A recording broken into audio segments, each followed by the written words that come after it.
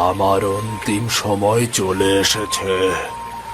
বা মোহিনী, খুব ইচ্ছা ছিল তোকে নিজের হাতে রাজমুকুট পরিয়ে রাজ সিংহাসনে বসানোর, কিন্তু কিন্তু আমার এই ইচ্ছেটা তো পূর্ণ হলো না। থাক বাবা, এইসব কথা বাদ দাও। তুমি সুস্থ হয়ে এরপর সব কথা বলো। আমি যে আর সুস্থ হব না রে মা, আমার সময় শেষ। রানী, রানী, আমার মেয়েটাকে দেখে রেখো। ওর মা মারা যাওয়ার পর থেকে তুমি তো ওর মা হয়েছ, বলো? হ্যাঁ, হয়েছি তো। এখন এসব কথা বাদ দাও না। এসব কথা বাদ দিলে যে আর কিছুই বলা হবে না গো। আমার মেয়েটার জন্য আমি কিছুই করে যেতে পারলাম না। বাবা। মৎস্য রাজার হঠাৎ মৃত্যুতে মৎস্য রাজ্যে শোকের ছায়া নেমে এলো। এই ভেতর মৎস্য রানী রাজমুকুট পরে রাজ সিংহাসন দখল করলো। আজ থেকে সিংহাসন আমার, আমি যা বলবো সেটাই হবে। জি মৎস্য রানী, আপনার কথাই শিরোধার্য। যাও, এখন মৎস্য কন্যাকে রাজসভায় ডেকে আনো। জলদি ফিরবে, আমার রাজসভার বাইরে একটু কাজ আছে, সেখানে যেতে হবে।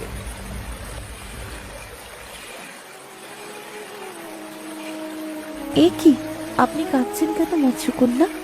আপনার কি হয়েছে? কিছুই হয়নি আমার। আমার বাবার জন্য খুব খারাপ লাগছে মনটা। আমি বুঝতে পারছি আপনার মনের অবস্থা, কিন্তু এই সময় আমাদের কিছুই করার নেই। আপনাকে এক্ষুনি রাজসভায় একবার যেতে হবে। মৎস্য রানী আপনাকে জরুরি তলব করেছেন। হ্যাঁ চলো।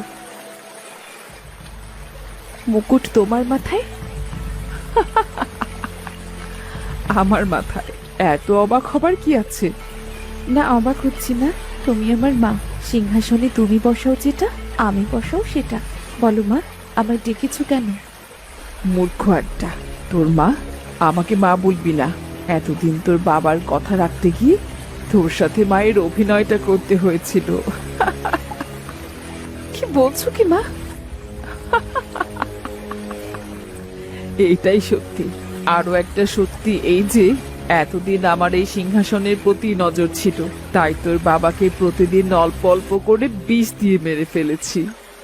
তোমার এত বড় সাহস! তুমি না এই মৎস্য রাজ্যের রানী হবার যোগ্য, না আমার বাবার স্ত্রী হবার যোগ্য, না আমার মা হবার যোগ্য। তোমাকে আমি ছাড়বো না। তুই আমাকে কি ছাড়বি না?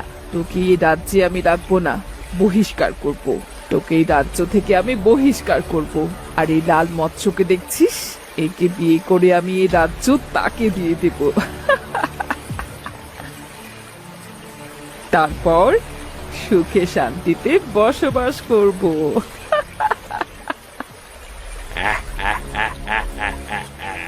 যাও মা, এই রাজ্য থেকে বিদায় হও, না হলে কিন্তু তোমারও প্রাণের ঝুঁকি আছে বলে দিলাম। আমি ভালো বলেই বললাম, অন্য কেউ হলে তোমার বাবার মতোই অবস্থা করত। না বাবা, বাবা দেখো, তোমার অনুপস্থিতিতে হীরা আমার সাথে কি করছে।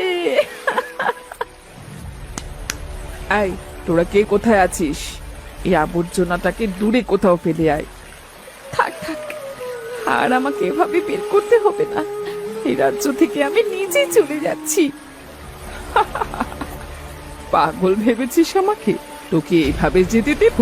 তোকে মেরে ওই দূরে কোথাও ফেলে আসবো। লাল মৎস্য, এখন ওইভাবে বসে আছো কেন? দেখাও তোমার কেরামতি। ভালো হবে না, তোমাদের কারো ভালো হবে না। একদিন না একদিন তোমরা এই শাস্তি নিশ্চয়ই পাবে। ক্রিং ক্রিং ছু।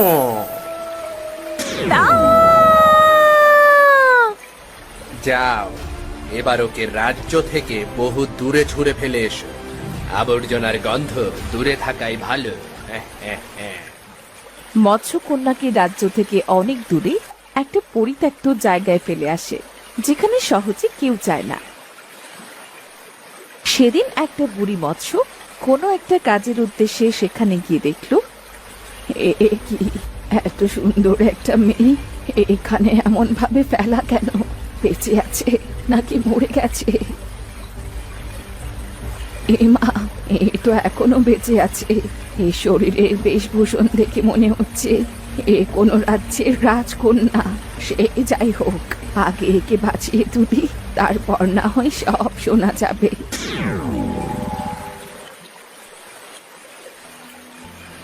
এর আগে একটু জড়িবুটি রস করে খাইয়ে দেখি, ওর জ্ঞান ফিরে কিনা।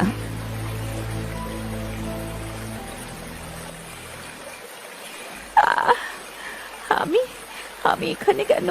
কে আনলো আমাকে এখানে? আমি এনেছি। তুমি এখন সম্পূর্ণ নিরাপদে আছো মেয়ে, এখন তোমার আর কোনো ভয় নেই। কিন্তু সব কিন্তুর কথা পরে শুনবো, আগে ফলের রসটি খেয়ে নাও দেখি। এরপর মৎস্যকন্যা বুড়িকে সব কথা খুলে বলল। সব শুনে বুড়ি বলল, এখন থেকে আর কোনো ভয় নেই মেয়ে, তুমি এখন থেকে আমার কাছেই থাকবে, করবে ফিরবে, আনন্দ করে বেড়াবে। তোমার মতো আমারও একটা মেয়ে আছে, এক্ষুনি চলে আসবে। মা, ও মা, আমাকে এবার খেতে দাও তো, আমার যে খুব খেতে পেয়েছে। ও মা, এ আবার কি? এটা তোর আরেকটা বোন, বিপদে পড়ে আমার এখানে এসেছে। বিপদ? ও তাই বলো, আজ থেকে তোমার কোনো চিন্তা নেই, আজ থেকে আমরা দু বোন। মায়ের মতো দেখছি তুমিও খুব ভালো। আমার ভাগ্য খুবই ভালো যে আমার এই দুঃসময়ে এমন একটা পরিবার পেয়েছি। দিন যতই যেতে থাকে, মায়া মৎস্য ও মৎস্যকন্যা একসাথে বিভিন্ন জায়গায় মনের আনন্দে ঘুরে বেড়ায়। একদিন মৎস্যকন্যা মায়াকে বলল, মায়া, আমার জলের নিচে আর ভালো লাগছে না, চলো না মায়া, আজ একটু উপরের দিকে যাই। না না, উপরে গেলে মানুষ তো আমাকে দেখে ফেলবে, মানুষ যদি আমাদের দেখে ফেলে তাহলে তো সর্বনাশ হয়ে যাবে। কিচ্ছু হবে না, চলো না মায়া। আচ্ছা বলছিস যখন, চল, তোকে পৃথিবীটা দেখিয়ে আনি। তারা জলের উপর উঠে এসে দেখল চারদিকে খুব সুন্দর পরিবেশ, আশপাশে কেউ নেই। নদীর উপর বড় একটা মাঠ, চারিদিকে সুন্দর গাছগাছালি, গাছের নিচে বসে একটা রাখাল আপন মনে বাঁশি সুর তুলে চলেছে। কিরে, তোর আবার কি হলো? তাড়াতাড়ি চল এখান থেকে, সবকিছুই তো দেখলি। তারা না আর একটু, এই বাঁশির সুর শুনি। আমার যে খুব ভালো লাগছে বাঁশির সুর। আর একটু না, মা শুনতে পেলে খুব রাগ করবে। চল আজ। সেদিনকার মতো তারা সেখান থেকে চলে যায়।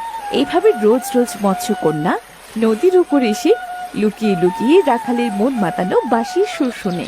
এমনই একদিন, রোজ রোজ এই মেয়েটা এখানে এসে লুকিয়ে আমার বাঁশি বাজানো শোনে। কে এই মেয়ে? দাঁড়াও দাঁড়াও, ভয় পেও না, যেও না। কে তুমি? পরিচয় দিয়ে যাও। আমি? আমার পরিচয় জানার পর কি তুমি আর কখনো এখানে বাঁশি বাজাতে আসবে না? না না, অবশ্যই আসবো, তবে তুমি আমাকে সত্যিটা বলবে। আমি মৎস্যকন্যা, আসলে এই নদীর উপর আমি একদিন ঘুরতে এসে তোমার ওই মায়াবী বাঁশির সুর শুনে আটকা পড়েছি, তাই রোজ লুকিয়ে লুকিয়ে তোমার বাঁশির সুর শুনতে আসি। আমিও রোজ তোমাকে দেখি লুকিয়ে, এক চোখ খুলে। তাহলে তো তুমিও আমার মতন সমান দোষী।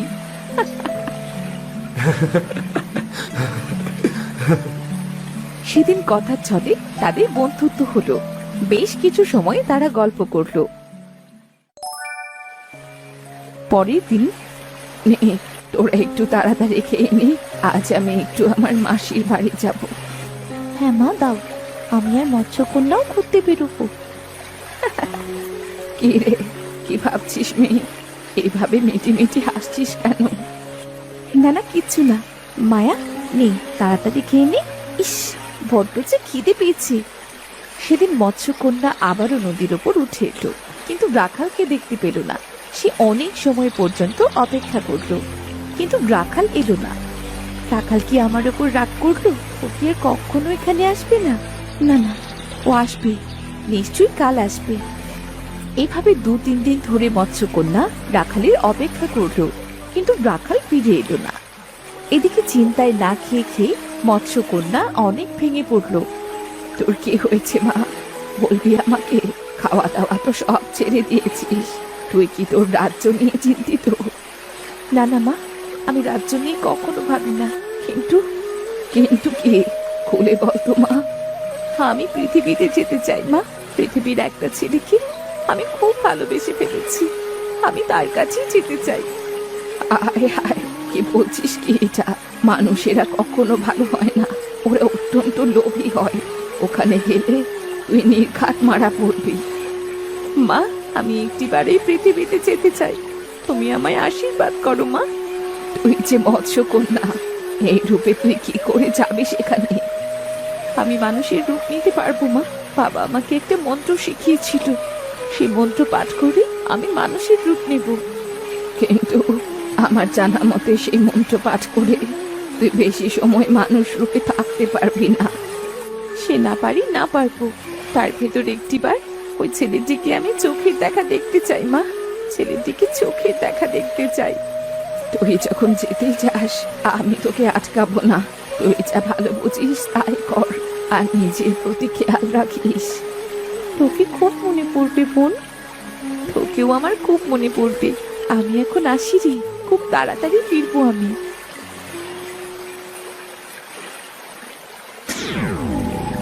এই তো আমি মানুষ হতে পেরেছি। আমাকে এবার সেই রাখালের খোঁজ করতে হবে, যে করেই হোক সেই রাখালকে খুঁজে বের করতেই হবে। মৎস্যকন্যা ধীর পায়ে গ্রামের ভেতরের রাস্তা দিয়ে হেঁটে চলল। কিছু লোকের কাছে জিজ্ঞাসা করেও সে রাখালের কোনো খোঁজ পেল না।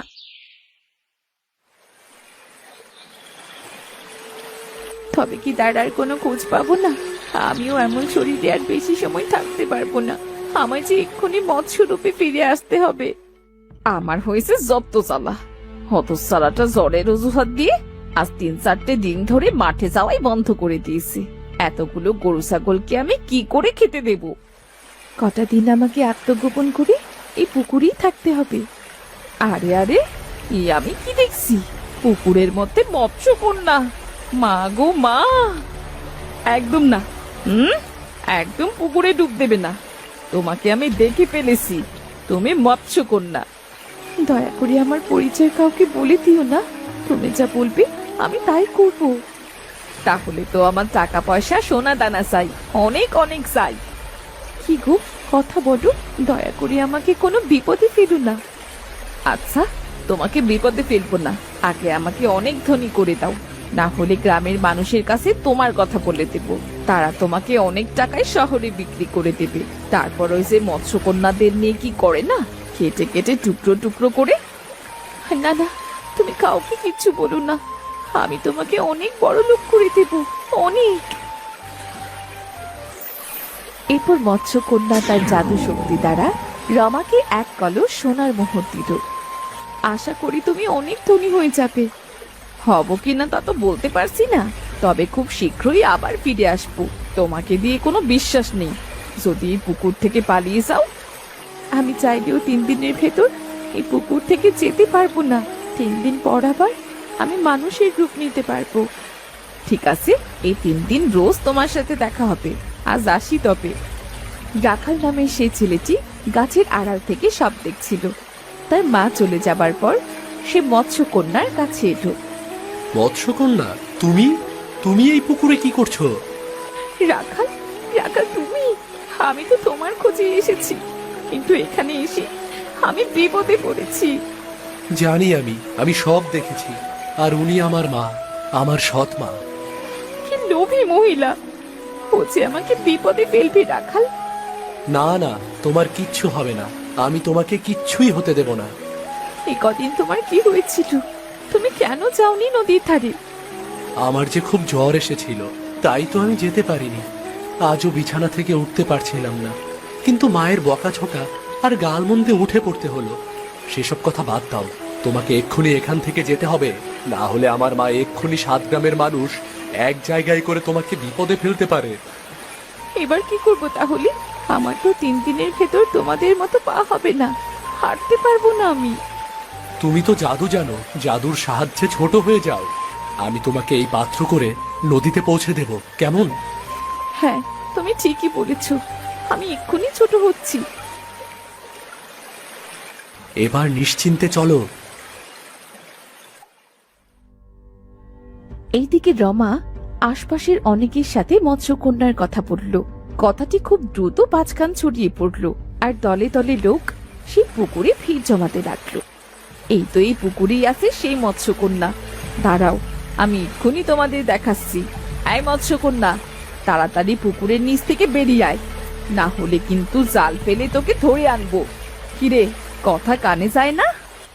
ধুর, এই সব গুজব শুনে কেন যে এলাম এখানে। মৎস্যকন্যা আসবে পুকুরে? খেয়ে দে তো কোনো আর কাজ নেই মৎস্যকন্যার, তাই না? আহ, আমি সত্যি বলছি। এই রতন, তাড়াতাড়ি জাল ফেল তো পুকুরে, সবাইকে দেখিয়ে দে আমি সত্যি বলছি না মিথ্যা। হতস্যারিটাকে যদি একটিবার ধরতে পারি না, তবে মজা দেখাবো। মা, আমি গরুকে জল খাওয়াতে যাচ্ছি। গরুগুলো খুব ডাকাডাকি করছে।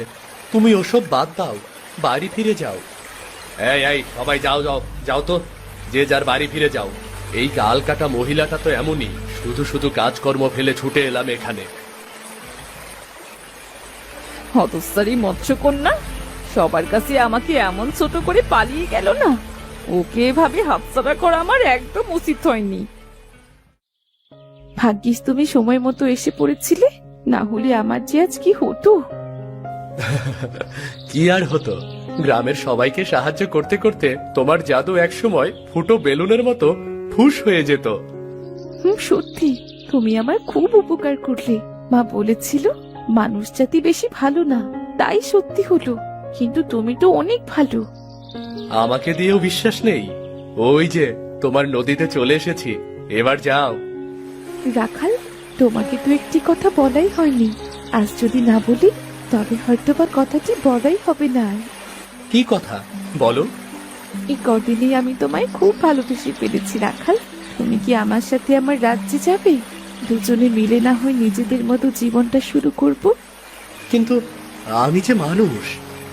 আমি তোমাকে আমার জাদু দ্বারা আমার মতো করে দেব, যাতে তুমি। তা গেলে তো মন্দ হয় না। এমনিতেও এখানে আমার আপন বলতে কেউ নেই। আমারও আপন বলতে কেউ নেই, তবে আজ থেকে অতি আপন বলতে কাউকে পেলাম। আজ যে আমার অনেক আনন্দের দিন, অনেক আনন্দের দিন।